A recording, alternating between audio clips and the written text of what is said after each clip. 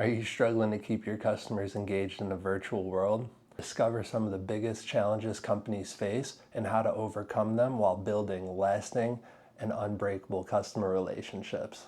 As a growing number of companies are making the switch over to a virtual and remote work environment as of the last few years, it's more important than ever to have processes and strategies in place to make sure that you're connecting with your customers and they're being heard. With limited face-to-face contact, it's really easy for customers to feel disconnected and unheard, as well as unappreciated. So in this video, we're going to go over 4 strategies on how you can improve your customer relationships, build a personalized feedback loop, and also be able to grow the customer sentiment that you've worked so hard to get to this point. Understanding your customers is probably one of the most important things you can do. Being able to understand what their expectations are, what their preferred methods of communication are. Maybe your customer doesn't like getting phone calls. Maybe he prefers communicating through email. Or what if the executive that you're working to close an upsell opportunity on only prefers to do video chats at a time that works for him? Understanding your customer really breaks down into 3 subcategories in my opinion. First and foremost, what kind of expectations do they have? Why did they buy your product or service, and what do they expect to get in return for that product or service that they purchased? The second one is, what are their preferred methods of communication? Do they like email? Do they prefer video chat? Are they a texter? Do they like making phone calls? Do they prefer calls early in the morning or later in the evening? And that leads me into the third subcategory.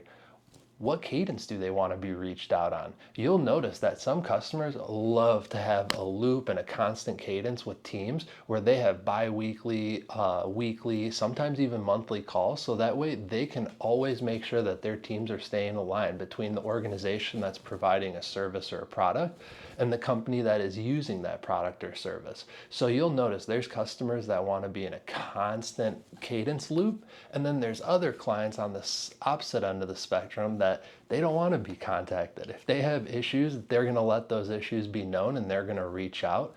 But if they're not reaching out, typically that means everything's working and they don't want to be bothered. So from the very beginning, once you close a customer and you are starting to build that relationship, figure out what are their expectations. What do they want to get out of the product? What were they trying to achieve with your product or service? Are they trying to become more efficient, increase productivity? Are they trying to remove some of the dispensable employees that they have? There's so many different things that you can learn from the very beginning when you're building a relationship, such as those types of items. What are they expecting? And then the other things, like what kind of communication methods do they like? If you're constantly emailing somebody that never checks their emails, you're not going to get a lot of traction with that client. But if they tell you, I want to have a video call once a week for 30 minutes just to catch up, if I have some things for us to talk about, awesome. If not, I'll send you an email beforehand that we don't need to do this meeting.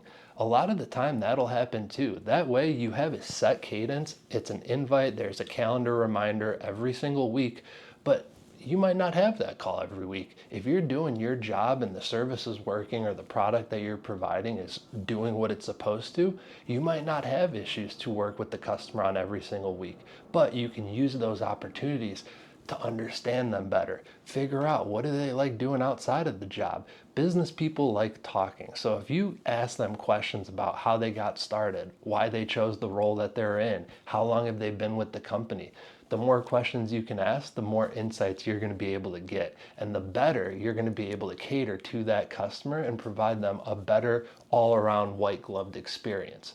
So number 1, understand your customer, understand their expectations, understand their preferred methods of communication, and understand how often do they want to talk with you. Strategy number 2, personalize your digital communications.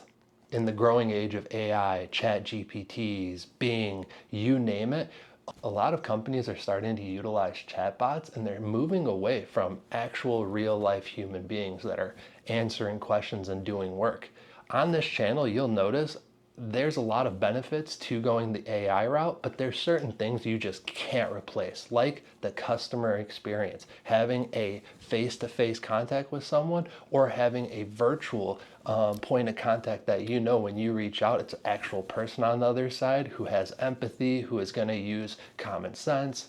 hopefully, and who's going to actually think through your issue instead of referring to an FAQ page and giving you the most generic answer possible that you might get with an AI chatbot. So personalizing digital communications is super important. If your support team is constantly working with customers, maybe they need to send a survey after they're done working. How was your experience? Would you give this a 10 out of 10 rating? What could be improved? What did you like about the agent you worked with? Simple questions like that are sent immediately after an interaction with a customer can get you feedback and insights into their organization, into that point of contact that reached out. So later on, you can use that data and those insights and the feedback to build personalized communications and outreaches. If a customer is calling and they're complaining about an issue that they're having, but you know that you offer a service or a feature that could be upsold or cross-sold, maybe you start creating a special offer with the pain points and the items that they're complaining or calling in about. And then from that point, you start sending them those specialized offers and personalizing them towards that client so that they see, okay, subliminally, these are the pain points I'm experiencing, and well, maybe this solution will fix the problem that I'm having. It could be as simple as that. Other examples of personalized digital communication. If you have teams like I mentioned earlier in the video, client success, customer experience, sales, they're talking with customers day in, day out. They get to know them a little bit better. Some customers may be more professional than others. If you're a Fortune 500 company and you're in the finance industry, you might be a suit and tie type of organization. If you're a creative agency and all you do is work with companies and create commercials and all those other media specific and marketing specific items, then you might not be in a suit. You might be in a t-shirt and shorts with flip-flops. So that is a huge factor in how you personalize communication. Having people and teams that are constantly in that rhythm of talking with clients, they're going to be able to send them emails that are a lot more catered to them specifically. When you start looking at the overall grand scheme of things and you start using insights to your advantage, you're able to pick out trends amongst your customers. Maybe it's geographic, maybe it's regional. For example, if you're a phone company, I used to work for a telecommunications company. If there was a natural disaster or if there was some kind of event on the East Coast that was affecting a lot of businesses, and let's say a lot of our customers had in-office employees, call center agents, where they had to be in the office to help customers out and take the volume of calls that were coming inbound. Let's say a natural disaster came through where they're not able to work in those offices. What we were able to do is send out personalized emails to those clients in those regions, giving them different tips and tricks that we're seeing other clients utilize that, for example, could be, hey, if you have another office, let's forward your calls to this next office. Hey, if you have a different region that has members that work a different schedule, then let's get those people working. We would try to think of different things that could help a customer in need. And if we could hit a large group of clients, for example, a region of clients with a specific product or service, or with a webinar that only benefits that specific region, then we absolutely will. If you're in the compliance industry, maybe there's laws or regulations that are being passed in one specific state and not in others. Well, maybe you're going to target and send personalized communication out to customers in that specific state or with that specific problem. So there are a lot of ways that you can go about personalizing communication. But as I mentioned, and going back to strategy number one, you got to understand your customer, understand what they do, what their expectations are. And then the second strategy, as I mentioned, once you know those certain items, the more you work with the clients and the better you're able to get feedback from those clients, you can use those insights later to then create personalized offers, create custom message templates, you name it. The possibilities are endless. So using strategy one and strategy two will significantly help make that customer more sticky and have those phone calls not go unanswered or those emails go unresponded to. Strategy number three, building trust through transparency and authenticity. Trust is crucial in a business environment, especially when we're making the move to a virtual and remote environment. Being able to be open with your customer about everything, processes, SLAs, expectations, can go a very long way in making them feel heard, feel connected, and understand what's going on within your business. A lot of the time, companies don't sit back and look at the fact that they are gathering information and pulling out as much as they can about a customer, all the data and metrics they possibly can. Sure, they share some of that back to the client, but they're gathering information over and over and over again and just making a stockpile that they use to do personalized digital messages, as I mentioned earlier, to be able to build better communication processes so that they're more catered to a demographic or specific client set. So the fact of being transparent is extremely important. Building trust through transparency really involves being transparent. Talk about your processes, set expectations, explain what your SLAs are.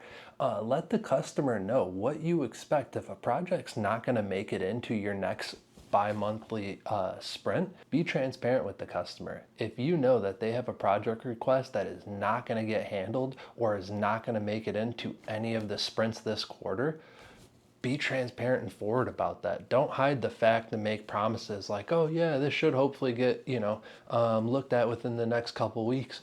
No, be transparent. If you know that that you have bigger priorities within your organization and there are bigger enhancements that are taking place, be transparent about that. Let them know, hey, we have some things that we're working on. I think these are going to benefit you, but your project is a great idea and other customers have mentioned it. Let me talk with the team and let's get this put into our sprints for the next quarter, or our team's going to look at getting this implemented within the next 6 months or next year. So being able to talk with your customer and be forward with them about that, it's not only going to benefit the relationship, but it's going to build that trust and loyalty. Some customers obviously are not going to be happy when you tell them, hey, there's not a chance we're getting your project completed this quarter. We're not going to be able to get the enhancement within our, team sprint. But they're going to appreciate your forwardness a lot more than if you drag them along down the line for the next month and a half saying, oh yeah, the team's still looking at it, they're investigating, they're reviewing, oh yeah, it's going into quality assurance. A lot of companies, instead of just being honest with customers, will drag them along for months and months on end just to give them, some bad news at the end of the day. If you can circumvent that and give them that bad news right up front, hey, we're not going to be able to meet this expectation, and then you reset, hey, this is when we expect to be able to do it, that goes a lot farther than you dragging a customer along for a month and a half, and then at the end of the month and a half you say, actually, we're not going to be able to do this, not at least for another 6 months. What would you rather hear from if you were a client and you were getting told by a company, hey, you have a great idea, we can't do it right away, but we are going to revisit it in 6 months? Or the latter, oh, great idea, let me get it into our team, and for 6 weeks, 8 weeks, you're following up, asking for updates, and you keep getting the same response back from that agent or that company saying, oh yeah, we're still investigating it. And then 8 weeks goes by and they finally come back saying, oh yeah, we can't do this right now. Potentially we'll look at it again in another 6 months, but no guarantees. I think I'd rather have the first option where somebody is just straightforward and says, not a chance right now, but we will revisit this in 6 months. I'm setting a calendar reminder for us to connect again on this date. A customer, at least I know for myself, I'm going to appreciate that and I'm going to accept that calendar invite and look forward to it. But in the meantime, I'm going to keep doing what I have to do for my business to keep growing and succeeding. Trust through transparency is a lot more than just providing SLAs and expectations. It's responding to customer feedback quickly. If a customer has negative feedback, don't just let it sit there. A lot of the time, if a customer has a negative thought and you don't do something about that, that thought is just going to sit there and it's going to stew and probably get worse. So having quick responses and being able to be proactive when negative feedback or any kind of feedback comes through is important. You're going to be able to address whatever issues or concerns or positive results, feedback that the customer shares with you. Clients want to be heard, and the longer that they have to wait to get a response, the less they feel heard and the more disconnected they feel at the end of the day. If you tell a customer, hey, my SLA time is 24 to 48 hours, and then you respond every time at 72 hours, that customer is going to start becoming disheartened. You're not living up to what you set at the very beginning. Make sure to keep the communications open and honest. And one of the practices that I actually recommend for companies, and it's not just a strategy, it's actually something that you can implement, and it's a forward-facing customer page. For this video, I'm going to use a software company as an example. Somebody that has a platform that they sell to customers on a monthly or a one-time basis. What a lot of these platform companies are doing is they're creating status pages. So what a status page really is it's just showing, is your website up and running? Are there any issues that you're experiencing that you're currently working on? Are there any areas of the country or of the globe that you service that are having any kind of bugs? Being able to have a website that's customer facing, that is constantly being updated 24/7, is going to be the best transparency you can give to a client. If they're having an issue and they're wondering, oh man, I wonder if this is my internet, I wonder if this is just something that's happening with my account, they can go to that status page, reference it, and see, oh no, the company's having an issue, or they're having it down at the moment, they're doing an update, they're pushing out a new enhancement. Whatever the case is, by having that status page, customers stay informed. The more informed a customer is, the more connected they are to your brand and your company at the end of the day. So using the status page as an example, you are providing extra information to a client that they didn't ask for. And that might cut down on the amount of calls that your teams are getting with problems or questions asking, hey, is the system down? Hey, are you guys experiencing a bug? Hey, my account's having this issue. If your team's not taking as many calls because you have a proactive approach to informing customers of issues and bugs and of statuses, then maybe that team's proactively sending out more surveys or spending more time with customers that actually do have serious issues. And they're not just kind of going through them quickly. They're spending more time with those individuals and really being able to hear them out and find solutions or resolutions to whatever issues they might be experiencing. So that extra time saved can go a long way for teams. And I know I promised you guys 4 strategies, and I've only given you 3 so far. Before I dive into the next strategy, I just wanted to take a second and say thank you from the bottom of my heart. If you've watched for this long, it really means a lot. My name's Matt. This is Client Success Media. It's a new channel that we created for business owners and entrepreneurs to get help, tips, tricks, insights, and how they can grow revenue, reduce churn, and overall make the customer experience better for their clients. So if you've enjoyed the video for this long and you want to help a brand new channel grow, do me a favor, like the video, comment below, and click that subscribe button. It goes a long way, and without viewers like yourselves, this channel wouldn't exist. So thanks again for watching, and let's move into strategy number 4. Offer next level virtual support. I'm going to say that again. Strategy number 4. Offer next level virtual support. Good support can make or break a relationship with a client, and having the right people and training them correctly can make a night and day difference in your organization and the loyalty and the trust that you get from your customers.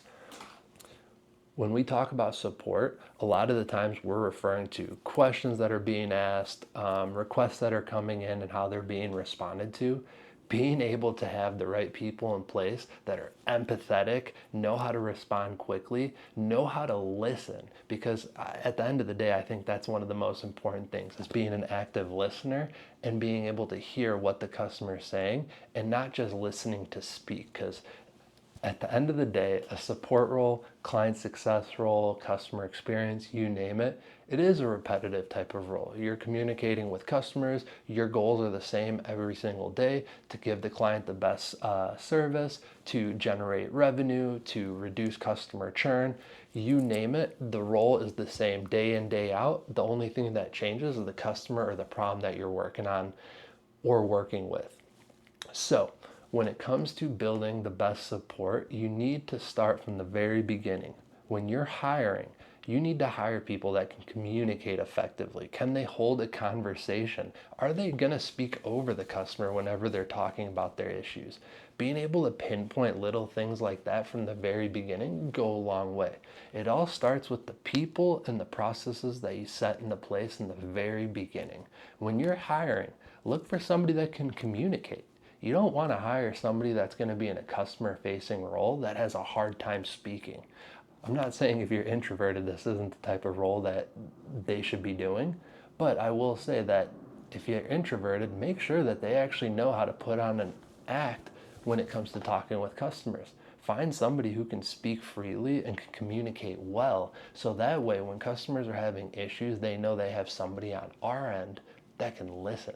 At the end of the day, if you have an escalated client, you need to be able to have someone who can talk them down off that ledge, or be able to listen and then respond appropriately to those types of comments that are being made or the feedback that's being shared. So finding someone that can communicate well from the very beginning will go a long way, because you're not going to be able to train them to communicate well.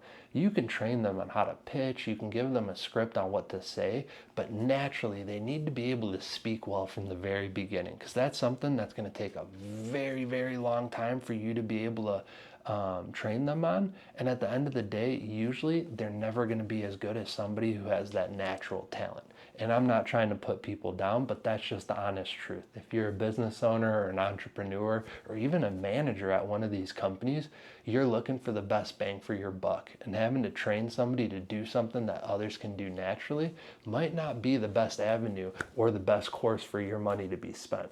You're going to be able to rest assured that your relationships with those customers are not going to be broken. They're not going to be hindered by a bad agent or anything like that. The more time you put in on the front end with training, picking the right individuals, and setting up processes that they can follow, the easier it's going to be on the back end for you to concentrate on other aspects of the business, because this one's working like a well-oiled machine.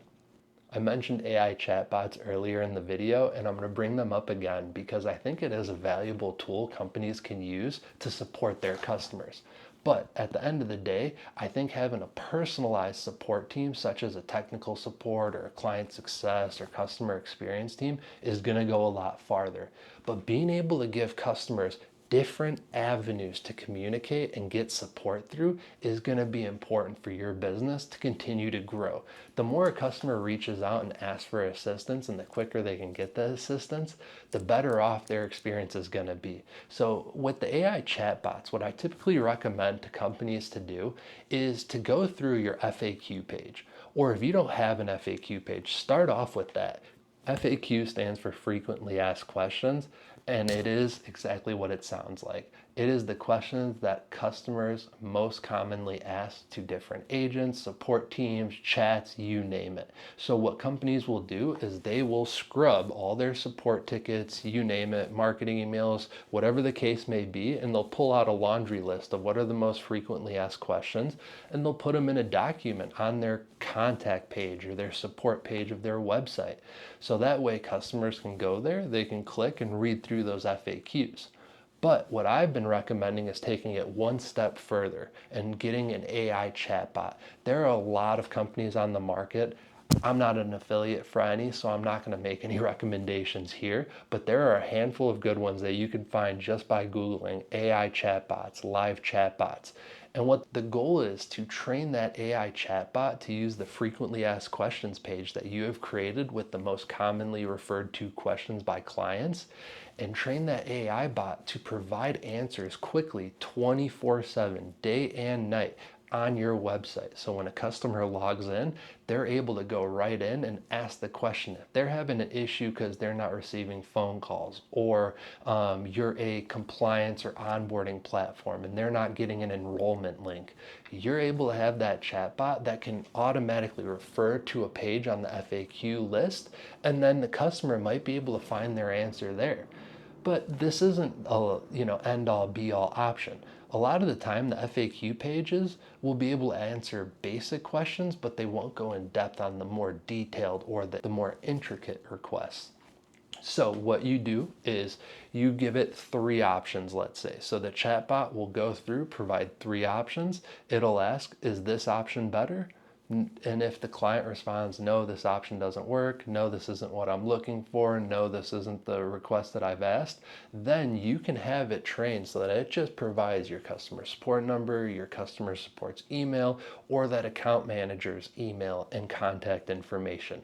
The nice part about the AI and artificial intelligence industry that we're slowly seeing expand around us is that by training these models, you're able to build them out so that they get smarter and smarter and understand your business and your clientele more and more. So AI chatbots is a tool that you can use to give your customers another channel of support, but it's not an end-all be-all solution. So making sure that you have teams that are trained properly, that are empathetic, responsive, they know how to communicate effectively, and then having other channels such as email support, a phone call center, as well as possibly an AI chatbot can go a very long way to making sure that when your customer needs to be heard, they have plenty of channels to go through.